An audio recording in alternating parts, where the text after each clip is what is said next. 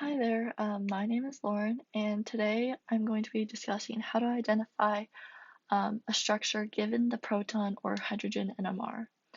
So NMR stands for nuclear magnetic resonance, and the reason why NMR is so useful to identify unknown structures is because we can look at spectra and determine how many hydrogens are present in the molecule and who its neighbor is.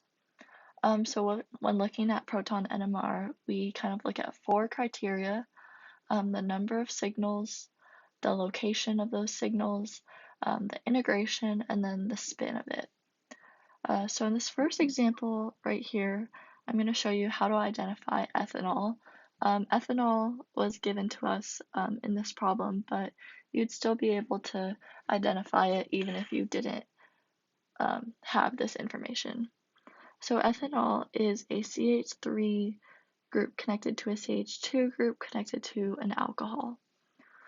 So first we can identify the number of signals in this spectra. So we have one signal right here. We have this second signal with the 2H, and then we have this third signal right next to it, represented by that yellow dot. And you can see that these signals are kind of split. This is called the splitting, and this helps us determine how many neighbors we're going to have. So in this first peak, we have one major peak that has three smaller peaks within it, and we can take that number 3 and subtract 1 from it, and that will give us our number of neighbors right next to it. So this peak has 3 peaks, minus 1 is 2, so we're going to have 2 neighbors. In this second peak, we have a quartet, which is 4 peaks, so 4 minus 1 is 3, and we're going to have 3 neighbors. And then this last peak with the yellow dot, this is a singlet, it's just one single peak, and so 1 minus 1 is 0, and so we are going to have no like carbons with hydrogens on it.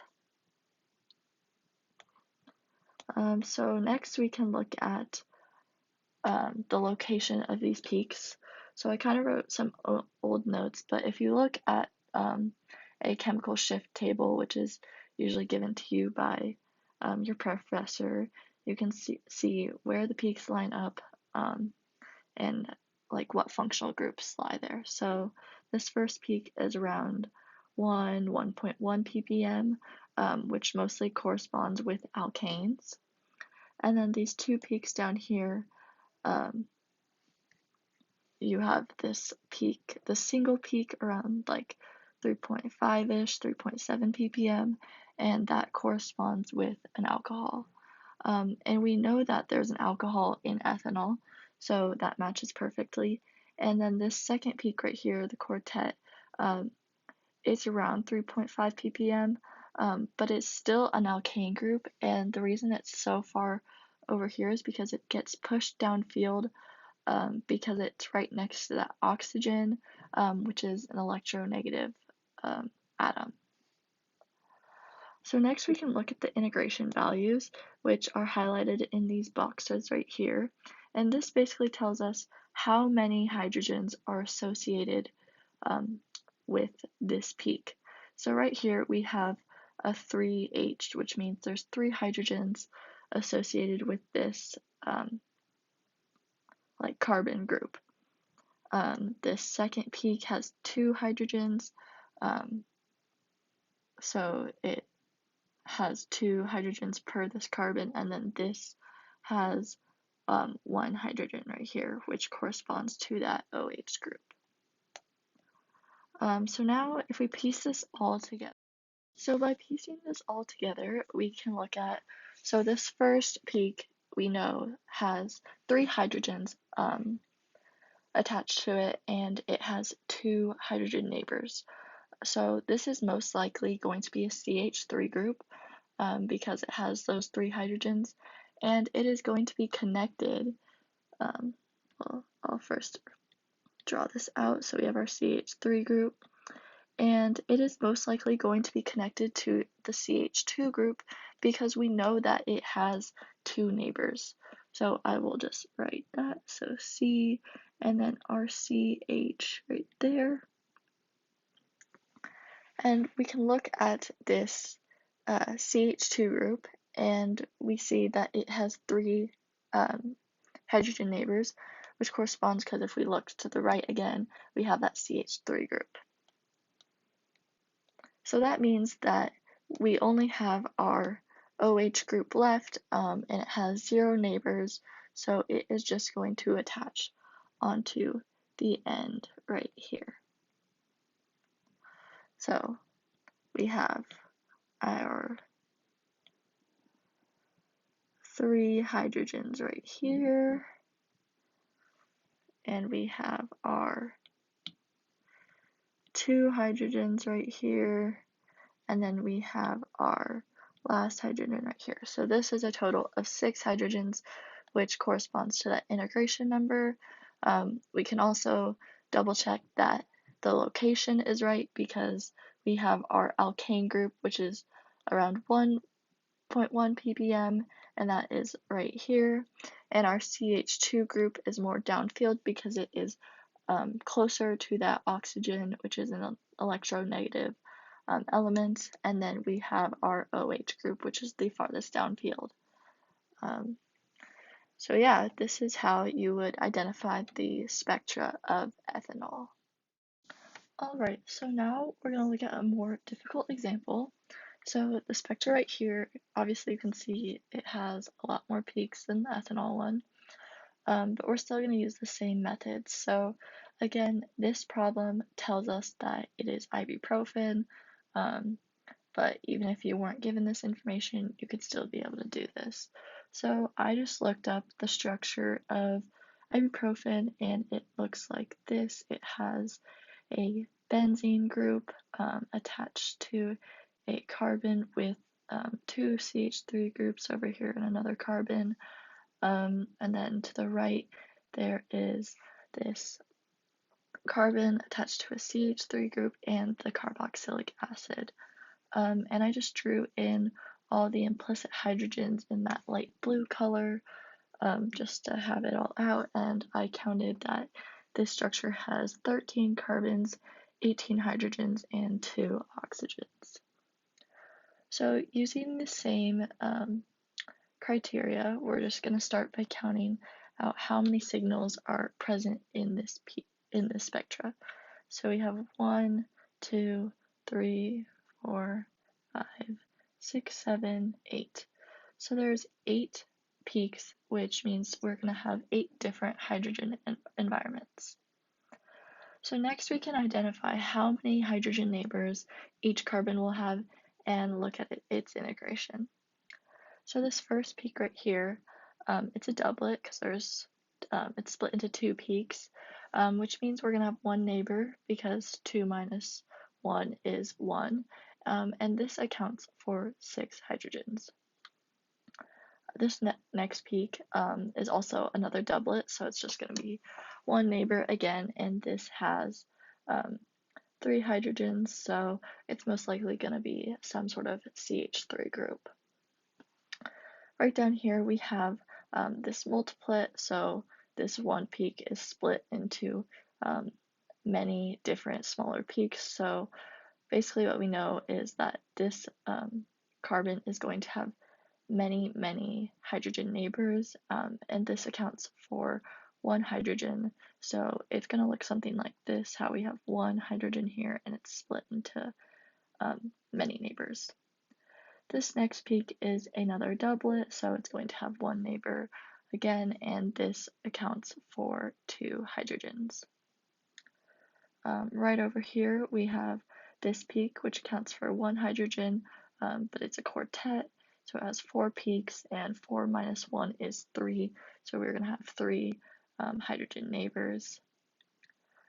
Alright, so over here we have these 2 peaks which are really close together, and this is what we call a doublet of doublets. Each doublet of doublet will have 1 neighbor, since 2 minus 1 is 1. But the doublet of doublets is a result of something called spin-spin coupling. And spin-spin coupling happens when you have 2 groups very close together, typically like on a double bond, so either like a benzene ring or an alkene group. And when the two groups are close together on the molecule, they'll start to overlap, and so you'll find on spectra that they kind of look really close together, like something like this. And then the last peak over here is a singlet, so it's going to have 0 neighbors, and it counts for 1 hydrogen. And this right here, we know our ibuprofen molecule has a carboxylic acid, which corresponds with that 0 neighbors, so 0 hydrogens on that carbon, and there is 1 hydrogen involved. So now we can look at the location of these signals. So again, I looked at a chemical shift table given to me by my professor, or you can look these up online, and here I'll just show you what this table looks like. So right here, this is a chemical shift table for proton NMR. We can see that over here, around 11 ppm, we have that carboxylic acid. 7 or 8, there's that aromatic group, like right here. And then if we go down over here, around just like this 1 to 2 range, we have our alkane group right here. So going back to our problem, over here between 1 and 2 ppm, these are both going to correspond to alkane groups. Same with that multiplet. And then in between this 2 to 4 ppm group, this can be tricky because it doesn't exactly say that alkanes are in this group, but we know what our structure looks like, and these are also going to be alkane groups, but they are just pushed more downfield because they are close to electronegative elements, such as that oxygen in the carboxylic acid. So next we have this doublet of doublets in that 7 to 8 ppm range. That's going to correspond to our aromatic benzene group. And then finally over here between 10 and 12, maybe probably around 11 ppm, we have that carboxylic acid. And this is the most downfield or deshielded group due to those electronegative oxygens directly attached to that carbon. So now we're going to just put this all together now that we've done the number of hydrogens and neighbors, the location, how many peaks, and the spin. So I'm going to just start by pointing out the most obvious groups.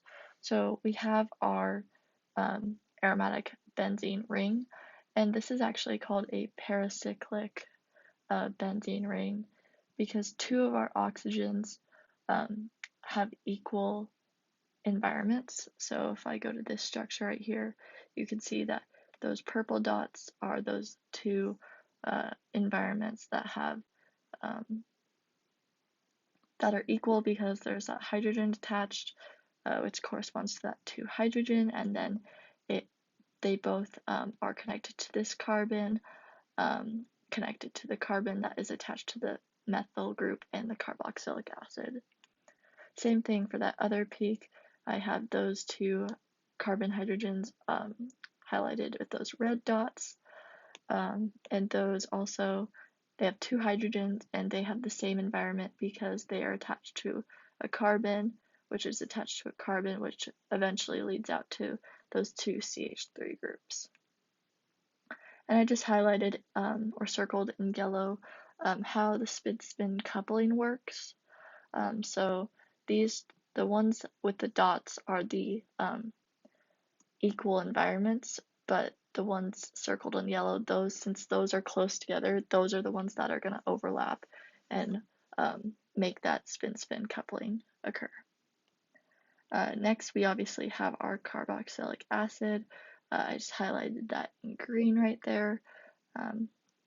So we have one hydrogen obviously attached to that OH, but our carbon does not have any hydrogens connected to that. So next, going back to the front, we have this first peak. It is a doublet, so it has one neighbor and it has 6 hydrogens. So this is going to account for it's going to be our 2 CH3 groups. So we can look at our molecule, and this is what is highlighted in pink. So we have our 2 CH3 groups right here. That accounts for our 6 hydrogens, and they both fall under this same peak because they have equal environments. They're both attached to this carbon highlighted in purple, and then eventually goes to this carbon highlighted in orange, and then our benzene ring. Next, we have this peak right here, another doublet, so one neighbor, and this accounts for 3 hydrogens. So that is going to be a CH3 group. And so I've highlighted that in teal. So if we look at our structure over here, this is that CH3 group right here, and it is a doublet and it has one neighbor, so its neighbor is that carbon highlighted in red with the 1 hydrogen. So now going down, we have this multiplet right here. Again, this means that this carbon just has many neighbors, and it is attached to 1 hydrogen. So I've labeled this in the purple, and this corresponds to this carbon right here. I forgot to draw it, or I'll just draw it now. It has a hydrogen right here, an implicit one, so that's that 1 hydrogen, and then we have this, the 2 CH3 groups, so that's where the multiplet comes in because it is attached to many hydrogens. Down here again, we have this doublet, so it has 1 neighbor, 2 hydrogens, and that is going to account for this carbon highlighted in the orange dot right here. Next, we have this peak right here. It's a quartet with 3 split into 4 peaks, so it's going to have 3 neighbors, and this accounts for 1 hydrogen. So I have highlighted that in that red dot right here, and we also know that that is the correct match because on our spectra, this alkane group, or this carbon and hydrogen combo, is pushed farther downfield, and that is because this carbon is closer to that carboxylic acid group, which is like very electronegative, so that is why that peak appears there.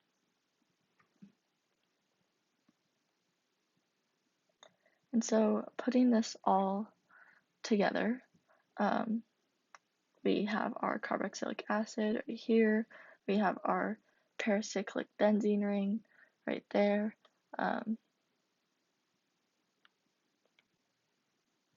we have this carbon right here, which corresponds to that carbon attached to that carboxylic acid.